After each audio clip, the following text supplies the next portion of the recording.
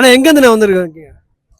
என்னுடைய பேர் சேலம் எம்எஸ் மணி, மாநில இளைஞரணி தலைவர், நமது மக்கள் முன்னேற்ற கழகம். அதை நாங்கள் அந்த கட்சியை நிறுவன தலைவர் PLA ஜெகநாத் மிஸ்ரா அவருடைய தலைமையில் கட்சியை கலைச்சிட்டு கேரளா, தமிழ்நாடு, ஆந்திரா, கர்நாடகா 4 ஸ்டேட்லேருந்து வந்திருக்கோம். அதாவது இவர் கேரளா மாவட்டம் இடுக்கி டிஸ்ட்ரிக்டில் மாநில இளைஞரணி அமைப்பாளராக இருக்கார்.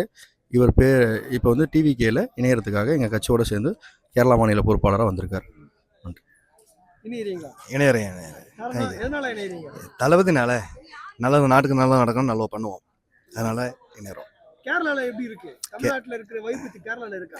தமிழ்நாட்டில் இருக்கிற இந்த வைப்பு கேரளாவுக்கு கொண்டு சேர்ப்போம். கேரளால கட்சி ஆரம்பிச்சாங்களே, அது பாத்தீங்களா? போயிட்டாங்க எங்க கட்சி ஆரம்பிச்சாங்களே கேரளால. கேரளால இப்ப ஆல்ரெடி எங்கள் கட்சியில் ஒரு அமைப்பாளராக இருக்கார். எங்கள் கட்சி இணையறதுனால TVKோட இணையறாரு. நமது மக்கள் முன்னேற்ற கழகத்தோட அந்த கட்சியிலேருந்து கலைச்சிட்டு TVKல இணையறாரு. என்ன காரணம்? மக்கள் புரட்சி தான். தமிழ்நாட்டுக்கு ஒரு நல்லது செய்யணும்னு ஒருத்தர் புதிய அரசு அமைஞ்சிருக்கு.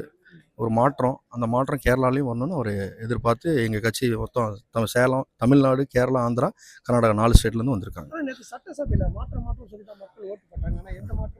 கண்டிப்பாக வருங்க. இப்போ 30 நாள் தான் ஆயிருக்கு. ஒரு மாதத்தில் எந்த ஒரு மாற்றம் வந்துடல. டைம் வேணும் இல்லை. எங்கள் தளபதி விஜய் சொல்லியிருக்காரு, எங்களுக்கு ஒரு 6 மாதம் டைம் கொடுங்கன்னு கேட்டு. 6 மாத காலத்தில் நீங்கள் பாருங்கள், கண்டிப்பாக மாற்றம் இருக்கும். நன்றி. அருமையாக இருக்குது. ஆனால் எங்கேருந்து வந்திருக்கீங்க? நான் கோயம்புத்தூர் மாவட்டம் அன்னூர் ஒன்றியத்துலேருந்து வந்திருக்கேண்ணா. நான் முன்னாள் ஒன்றிய செயலாளர், அம்மா பேரவை ஒன்றிய செயலாளர், plus X president, panchayat board president. இது வரைக்கும் அதிமுகவில் கிட்டத்தட்ட 30 வருஷத்துக்கு மேலே அதிமுகவில் தான் பயணம் பண்ணிகிட்டு இருந்தோம். அப்புறம் பார்த்தா எங்கள் அதிமுகவில் இன்னைக்கு பார்த்தீங்கன்னா புரட்சித் தலைவி அம்மாவுக்கு பிறகு பார்த்தீங்கன்னா சரியான தலைமை இல்லை. அந்த கட்சியில் பார்த்தீங்கன்னா ஏகப்பட்ட குழப்பம். எதையை எதிர்த்து புரட்சித் தலைவர் எம்ஜிஆர் கட்சி ஆரம்பித்தாரோ அந்த நோக்கத்தை சிதைக்கின்ற வகையில் இன்றைக்கி அதிமுக திமுக கூட்டணி போட்டு ஆட்சி அமைக்கிற மாதிரி ஒரு சூழ்நிலை நிலவுது. அதனால் எங்களை போன்ற லட்சக்கணக்கான தொண்டர்களுக்கு எங்களுக்கு ரொம்ப மன வருத்தமாக இருக்குது. அந்த வேலையில் பார்த்தீங்க அப்படின்னு சொன்னால் தமிழக வெற்றி கழகம் ஜோசப் விஜய் அவர்கள் இந்த ஒரு மாத காலத்தில் பார்த்தீங்கன்னா சிறப்பான முறையில் மக்களுக்கு ஒரு நல்ல ஆட்சியை லஞ்ச லாவண்யம் இல்லாமல் ஆட்சி செய்கிறத நாங்கள் மனப்பூர்வமாக பார்க்குறோம். அதனால் வருகின்ற காலங்கள் நல்ல முறையில் ஆட்சி செய்வாருங்கிற நம்பிக்கை எங்களுக்கு இருக்கிறனால நாங்கள் எல்லாருமே தமிழக வெற்றி கழகத்தில் இன்னைக்கு இணையருக்காக இங்கே வந்திருக்கிறோம்.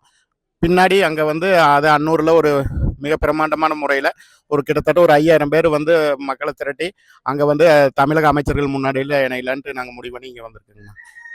ஆனால் அதிமுகவில் விலை கொடுத்து வாங்குறாங்க, இதுதான் வேலையா, முதலமைச்சர் வேலையான்னு சொல்கிறாங்க. இது எப்படி விலை கொடுத்து வாங்குறாங்களா? இல்லைண்ணா, 100% அந்த மாதிரி இல்லைண்ணா.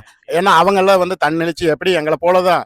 ஏன்னா அங்கே ஒரு சரியான திட்டமிட்டல் தவிச்சிட்டு இருக்கிற தொண்டர்கள் எல்லாம் பார்த்தீங்க அப்படின்னு சொன்னால் இன்னைக்கு வேற வழி இல்லாமல் அங்கே சரியான தலைமை இல்லாமல் நம்ம ஏதாவது ஒரு தலைமை இருந்தால் தான் மக்களுக்கு ஏதாவது செய்யணும், நல்லது செய்யணும் அப்படின்னு சொன்னால் கண்டிப்பாக நல்ல தலைமை இருந்தால் மட்டும்தான் நம்ம செய்ய முடியும். அந்த தலைமை கண்டிப்பாக தமிழக வெற்றி கழகத்தில் நல்ல முறையில் அரவணைக்கிறனால எல்லாரும் அதை நோக்கி வர்றாங்க, அவ்வளோதான். மற்றபடிக்கு நீங்கள் சொல்கிற மாதிரி அந்த மாதிரி எல்லாம் இது கிடையாது.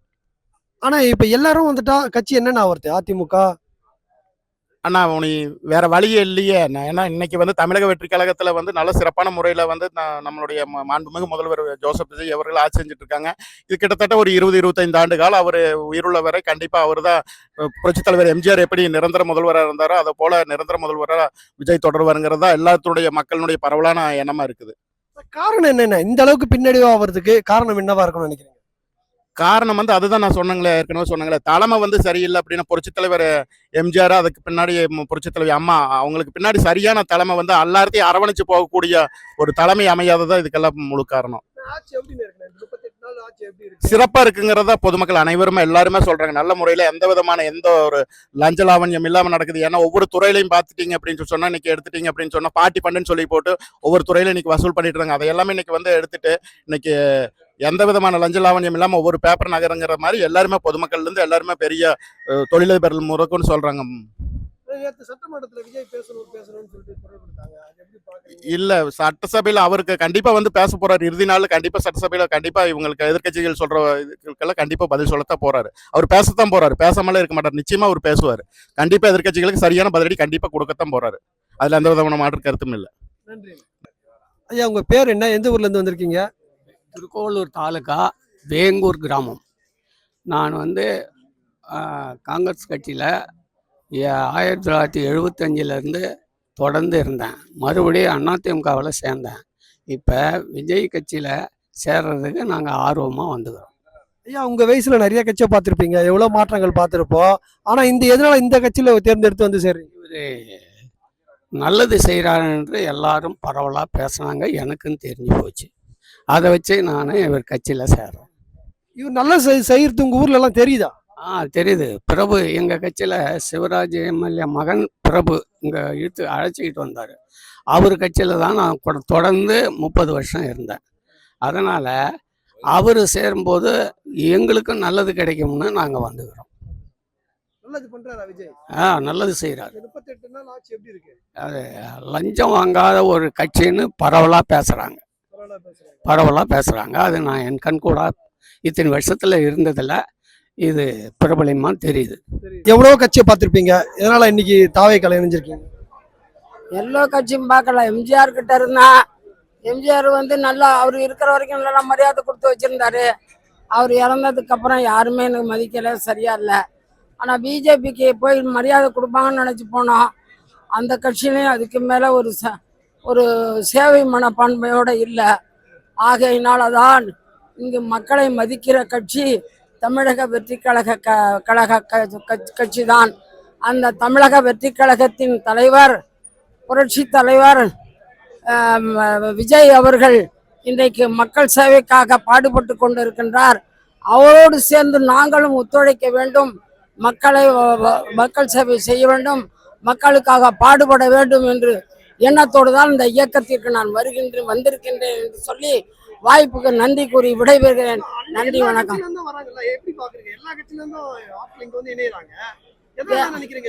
மரியாதை தான்.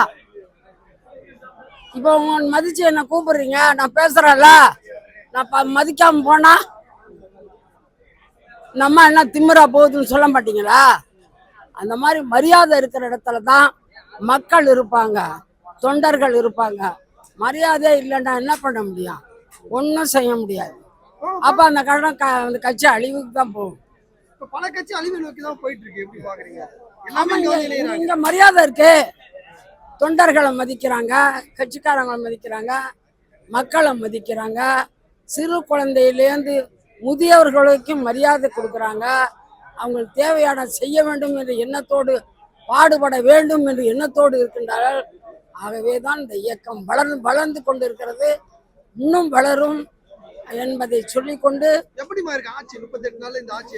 நல்லதா பண்றாரு, சிறப்பா செய்யறாரு. அனுபவமே இல்லாம இறங்கினாரு.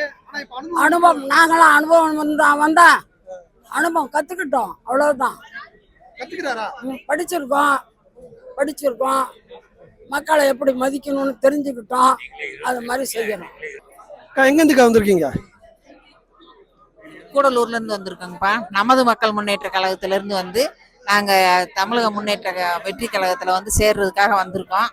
எங்களுக்கு வந்து முன்னாடி இருந்த அரசியல்ல எல்லாமே அவங்க சொன்ன மாதிரி ஊழல், எங்க போனாலும் வரி, எதுக்கு எடுத்தாலும் லஞ்சம் வாங்கிட்டு இருந்தாங்க. எங்களுக்கு மகளிருக்கு ஒரு அதாவது ஒரு பாதுகாப்பு இல்லாம வேற இருந்தோம். இப்ப வந்து தமிழக வெற்றி கழகம் வந்த பிறகு இந்த 1 மாசத்துல எல்லாருமே தைரியமா இருக்கோம். எங்களுக்கு அதுல வந்து இணைஞ்சதுல ரொம்ப சந்தோஷம். அடுத்தடுத்து நாங்க இதுல இருந்து எல்லா சேவைகளும் செஞ்சு நாங்க தமிழக வெற்றி கழக தலைவரோட சேர்ந்து பயணிச்சு எல்லாத்தையும் நாங்க சாதிக்கணும்னு நினைக்கிறோம். வெற்றி பெண்களா நாங்க இங்க வந்திருக்கோம். சாதனை பெண்கள், சிங்க பெண்கள் ஆகணுங்கிற ஒரு ஆசை எங்களுக்கு. அது இங்க வந்தால் மட்டுமே கிடைக்குங்கிற ஒரு நம்பிக்கையில வந்து சேர்ந்துருக்கோம்ப்பா. அது எங்க தலைவர், நமது மக்கள் முன்னேற்ற கழக தலைவர் வந்து PLA ஜெகநாத் மிஸ்ரா அவர் வந்து மனித நேயர். அவர் எங்களை ஒரு 7-8 வருஷமா எங்களை அரவணைச்சு கொண்டு போய்கிட்டு இருந்தாரு. அவர் ஜெயிச்சு அவர் ஒரு MLA ஆனதுல எங்களுக்கு மிகப்பெரிய சந்தோஷம். அவரோட இணைஞ்சு நாங்க வந்து தமிழக வெற்றி கழகத்துல சேர்ந்து நாங்க இந்த பயணத்தை தொடர்ந்து மக்களுக்கு சேவை செய்யறதுக்காக ரொம்ப சந்தோஷமா வந்திருக்கோம்ப்பா. எங்க இருந்து வந்திருக்கீங்க? கம்பத்துல இருந்து வந்திருக்கோம். நாங்க வந்து கம்பம் சட்டமன்ற MLA BLA ஜெகநாத் மிஸ்ரா கட்சியெல்லாம் முதல்ல நமது மக்கள் முன்னேற்ற கழகத்துல இருந்தோம். இப்போ வந்து நாங்க வந்து டிவிகேல இணையறதுக்காண்டி எங்க தலைவர் இங்க வர சொல்லியிருக்காரு. நாங்க எல்லாருமே டிவிகேல இணைஞ்சிருக்கோம். எங்களுக்கு மாண்புமிகு முதலமைச்சர் ஜோசப் விஜய் அவர்களை ரொம்ப பிடிக்கும். எலெக்ஷன்னா என்ன அப்படின்னு சொல்லி ஒவ்வொருத்தருக்கு யாருக்குமே எதுவுமே தெரியாது. ஓட்டுனா என்ன என்னமே தெரியாது. சரி ஓட்டு போடுற நேரம் வருது, நாங்க ஓட்டு போறத பத்தி எதுவுமே தெரியாது. ஆனா நம்ம ஜோசப் விஜய் அவர்கள் வந்து எலெக்ஷன்ல நிக்கும் போது பிறந்த குழந்தை முதற்கொண்டு 2 வயது குழந்தை முதற்கொண்டு எல்லாருமே விசில் அப்படிங்கிற அந்த சவுண்டை கேட்டனையும் விசிலுக்கு தான் போடணும் அப்படிங்கிற அந்த ஊக்கத்தையும் உற்சாகத்தையும் கொடுத்ததுனால இன்னைக்கு ஜோசப் விஜய் மாண்புமிகு ஜோசப் விஜய் அவர்கள் முதலமைச்சர் ஆயிருக்காங்க.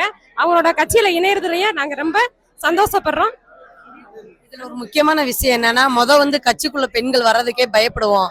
இப்ப வந்து எங்க அண்ணனுக்காக நாங்க வந்து சிங்கப்பெண்ணா மாதிரி எல்லாருமே வந்து ஒரு தைரியமா வெளியில வர ஆரம்பிச்சிட்டோம். அவ்வளவு.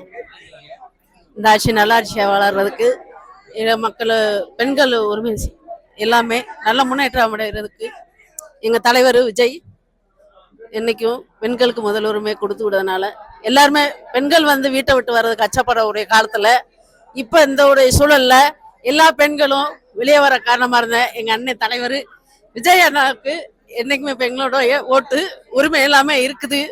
எங்க அண்ணன் நீண்டோடி காலமா ஆயுசு தீர்க்காயுசா வாழ்றதுக்கு ஒரு ஆசீர்வாதத்தை நாங்க வழங்குறோம். பெண்களுக்கு எங்களுக்கு இந்த அளவுக்கு ஒரு வாய்ப்பு கொடுத்த எங்க அண்ணனுக்கு மிக நன்றி. இந்த ஆட்சி மீண்டும் மீண்டும் வளர்றதுக்கு ரொம்ப கொடுத்து வைக்கக்கூடிய சூழ்நிலையா உருவாகணும் அப்படின்றத அன்புனா அன்பு விஷல் பிகில் ரசிகர், தீவிர ரசிகர், அண்ணனுடைய ரசிகர். பெண்கள்லாம் முதல் உரிமை கொடுக்கக்கூடிய ஒரு தலைவர்னா அண்ணன் தலைவர் விஜய் தான். அதனால இன்னைக்கு பெண்கள் முன்னேற்றத்துல இந்த வயசுல முதல்வர் என்ற ஒரு பதவியை எடுத்த எங்க தலைவருக்கு மிக மிக நன்றி எனக்கு குறிக்கிறோம். எதிர்பார்ப்பும் இல்லாம தன்னுணர்ச்சியா தன்னாட்சியா அமைக்கக்கூடிய சூழ்நிலைய தலைவர் விஜய் ஜெயிச்சு இந்த ஆட்சி வரணும்ன்ற காரணத்தை இந்த பெண்கள்லாம் முதல் உரிமையை எடுத்து நாங்க நடத்தி வரக்கூடிய சூழ்நிலைய எங்களுக்கு தைரியத்தை கொடுத்த எங்க தலைவருக்கு மிக மிக நன்றியை கூறிக்கிறோம். அடுத்து வரக்கூடிய காலங்கள் எல்லாமே நல்ல காலமா அமையணும். எங்க தலைவரை நாங்க நம்பி இருக்கோம். எங்களுக்கு நல்லதே கிடைக்கும். எங்க ரசிகர்கள் எங்களுக்கு உதவி செய்யணும், நல்லதே செய்யணும். நாங்க மீண்டும் மீண்டும் நாங்க ரசிகருக்கு ஜெயிக்க வைப்போம். மீண்டும் என்ன நல்லதே கொடுப்போம். அது நல்லபடியா நடத்தி கொடுக்கணும். எங்க இருந்து வந்திருக்கீங்க? நாங்க ஜக்கம்பட்டி தேனி மாவட்டம் வந்திருக்கோம் விஜய் பார்க்கறதுக்கு. மக்கள் முன்னேற்ற காலத்துல இருந்து இப்போ இருக்கட்டிய மக்கள் முன்னேற்ற காலத்துல இருந்து நம்ம மக்கள் முன்னேற்ற காலத்துல இருந்து இப்ப விசில்ல சேர்ந்து விசிலுக்காக நாங்க பாடுபடுறோம், விஜய்க்காக பாடுபடுறோம். விஜய்க்காக நாங்க ஒற்று உழைப்போம். அவர் கிணத்துல இணைஞ்சிட்டோம் நாங்க அவர் இன்னமே இவரை தூக்கி விடுவோம். இவர் மக்கள் நல்லது எல்லாத்துக்கும் செய்யட்டும். இதுக்கு முதல்ல அவங்களுக்கு போட்டோம், இப்ப விஜய் வரட்டும். இவர் மக்களுக்காக உதவி செஞ்சு எடுக்கிறதுனால இப்ப நாங்க விஜய கூட சேர்ந்து விசிலுக்காக நாங்க உழைக்கிறோம். திருவாரூர் மாவட்டத்துல இருந்து நாங்க தாவேக்கல ஜாயின் பண்றது சிபிஐல இருந்தோம். ஆமா, இந்த கட்சியை இப்ப தேர்ந்தெடுத்தீங்க? இது லேடிஸ்க்கு எல்லாத்துக்குமே ஃபுல் சப்போர்ட் பண்ணிட்டு அந்த மது ஒழிப்புலாம் வந்து முன்னாடியே செஞ்சிருக்காங்க, சொன்ன மாதிரி செஞ்சிருக்காங்க. அது ஒரு அவேர்னஸா இருக்கும். இன்னும் கொஞ்சம் பெண்களுக்கு பாதுகாப்பு இருக்கும். அது நிறைய அபியூஸை வந்து இன்னும் தடுக்கணும் அப்படிங்கிற ஒரு நோக்கத்தை வெளிப்படுத்தி சொன்னா ஏத்துப்பாங்க அப்படிங்கிற ஒரு நம்பிக்கையில தான் வந்திருக்கோம். இப்ப இது வரைக்கும் பெஸ்டா இருக்கு, இனிமேலும் அப்படியே இருக்கும் அப்படிங்கிற நம்பிக்கையில தான் வந்திருக்கோம். பெஸ்டா இருக்கும்னு நினைக்கிறேன். கண்டிப்பா ரொம்ப அதனாலதான் நாங்க கருத்துக்கள் மாறி இப்ப இங்க வந்தது காரணமே அந்த 717 வந்து உடனடியா பண்ணாங்க ஆட்சி அமைச்சதுக்கு பிறகு. அதனால இன்னும் கண்டிப்பா வந்து பூரண மதுவிலக்கு வரும் அப்படிங்கிற நம்பிக்கையில தான் நாங்க வந்திருக்கோம். எங்களால முடிஞ்ச அளவுக்கு நாங்க முதல்வருக்கு சப்போர்ட் பண்ணுவோம். அவங்களும் எங்களுக்கு பாதுகாப்பு கொடுப்பாங்கங்கிற நம்பிக்கையில தான் வந்திருக்கோம். ஆனா நேற்று சட்டசபையில நடந்த அந்த நிகழ்ச்சியை நீங்க எப்படி பாக்குறீங்க? அவருக்கு கொடுக்க வேண்டிய டயத்தை வந்து கொடுத்தா கண்டிப்பாக அவர் கரெக்டாக எல்லாத்தையும் சிறப்பாக நடைபெறி தமிழ்நாட்டை வந்து முன்னேற்ற பாதையில் கொண்டு போவார். அதுக்கு இடையில நிறைய வேலைகள் ஆக வேண்டி இருக்குது. அதெல்லாம் அவர் செஞ்சுட்டு கரெக்டான டயத்தில் அவர் பேசுவார். பேசும்போது கண்டிப்பாக தமிழ்நாடு வளர்ச்சி பாதையில் போகும். ஆனா அவரு பேசுங்கன்னு சொல்லி ரொம்ப கட்டாயப்படுத்துறது எப்படி இருக்கு? அவர் ஒரு என்ன சொல்கிறது, ஒரு முதலமைச்சர் பதவியில் உட்காந்துருக்காரு. அவருக்கு உண்டான ஸ்பேஸ் வந்து நம்ம கொடுக்கணும். திடீர்னு எந்திரிச்சிட்டு அவர் மீன்ஸ் வம்புழுக்கிறது மாதிரி சட்டசபைக்குள்ள வந்து சண்டை போடுறது மாதிரி இரிட்டேட் பண்ணுறது மாதிரி பண்ணிட்டு இருக்கும்போது அவர் அதை விட்டுட்டு கொஞ்சம் அமைதியாக இருக்கிறது தான் இப்போதைக்கு ஒரு நல்லது.